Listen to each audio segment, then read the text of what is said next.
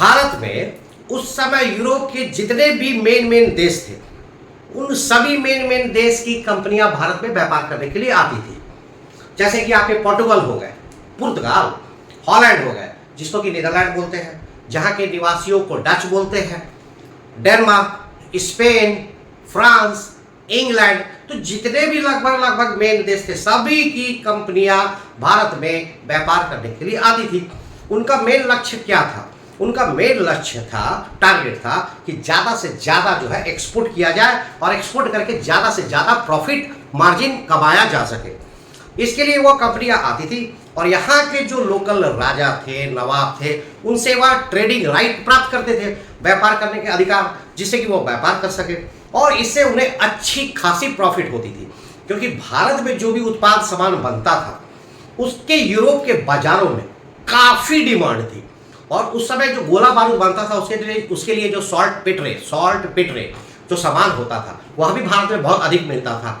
खास करके नील, इंडिगो और भारतीय टेक्सटाइल कपड़े काफ़ी फेमस थे। तो इससे उनको जो है वहाँ पर यूरोप के बाजारों में काफ़ी प्रॉफिट होता था। तो सारे देशों में भारत के साथ व्यापार करने के लिए होड़ लग गई, कंपटीशन लग गया, इससे आपस में भी लड़ाई होने लग गया। पुर्तगाल का स्पेन के साथ, डेनमार्क का, हॉलैंड के साथ, फ्रांस का, ब्रिटेन के साथ, क्योंकि वे सभी चाहते थे कि अधिक से अधिक प्रॉफिट कर सके। तो इन लड़ाइयों में धीरे धीरे जो बाकी जो देश की कंपनियां थी, उनका महत्व धीरे धीरे कम होता गया और दो देश, फ्रांस और इंग्लैंड की कंपनियों का महत्व भारत में बनता गया। धीरे धीरे इन दोनों देशों के बीच में भी ब्रिटेन की कंपनी जो थी, ईस्ट इंडिया कंपनी, उसका महत्व बढ़ते गया और बाकी सभी कंपनियां फ्रांस के साथ धीरे धीरे महत्व उनका कम होने लगा और भारत में सबसे बड़ी कंपनी के रूप में ईस्ट इंडिया कंपनी, इंग्लैंड की कंपनी उभर कर सामने आई। अब ये कंपनी जो थी, इन लोगों ने देखा कि यहाँ पर आने के बाद सिर्फ ट्रेडिंग राइट या व्यापार के अधिकार प्राप्त करने से ही व्यापार में ज़्यादा प्रॉफिट नहीं होगा, बल्कि इसके लिए कुछ और भी करना पड़ेगा।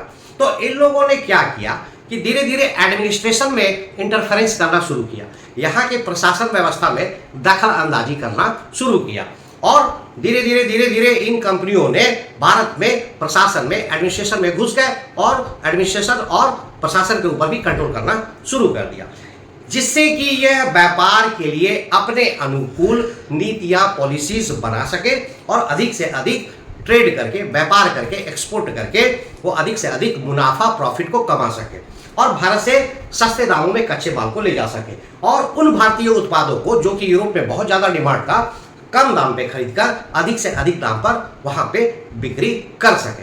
तो कंपनियों का जो यह स्वरूप था, जो यह कैरेक्टर था, वो आई थी किस लिए? वो ट्रेड करने के लिए आई थी, व्यापार करने के लिए आई थी, पर उनका कैरेक्टर और स्वरूप तो बदल गया। अब वो एडमिनिस्ट्रेशन करने लगी और धीरे धीरे वह ट्रेडिंग कंपनी से रूलिंग कंपनी हो गई, शासन संभालने लगी, एडमिनिस्ट्रेशन संभालने लगी। तो यह कंपनियों के स्वरूप और कैरेक्टर में एक महत्वपूर्ण बदलाव था। तो इस तरह से हम देखते हैं कि भारत में जितनी भी यूरोप की कंपनियां आई, उसमें ईस्ट इंडिया कंपनी जो है सबसे बड़ी कंपनी निकल करके आई और वो लगभग भारत के आधे से अधिक भागों में व्यापार करने लगी। बाकी जो कंपनियां थी, उनका महत्व कम हो गया था, परंतु इसका यह मतलब नहीं था कि वो भारत से गायब हो गए थे। हालांकि वो छोटे जगहों में कंसंट्रेट हो गए। जैसे कि अगर हम पोर्टुगल को लेते हैं, पुर्तगाल को, तो गोवा, दमन, दीव तक सीमित होकर के रह गए। फ्रांसीसी जो है चंद्रनगर बंगाल में और पौंडीचेरी में रह गए। तो इस तरह से हम देखते हैं कि ये कंपनियां जो है भारत के सीमित क्षेत्रों में सीमित होकर के रह गए, लिमिटेड हो गई। परंतु ईस्ट इंडिया कंपनी लगभग भारत के सभी भागों में फैल गई और ये यहाँ पे ट्रेड और एडमिनिस्ट्रेशन दोनों करने लगी।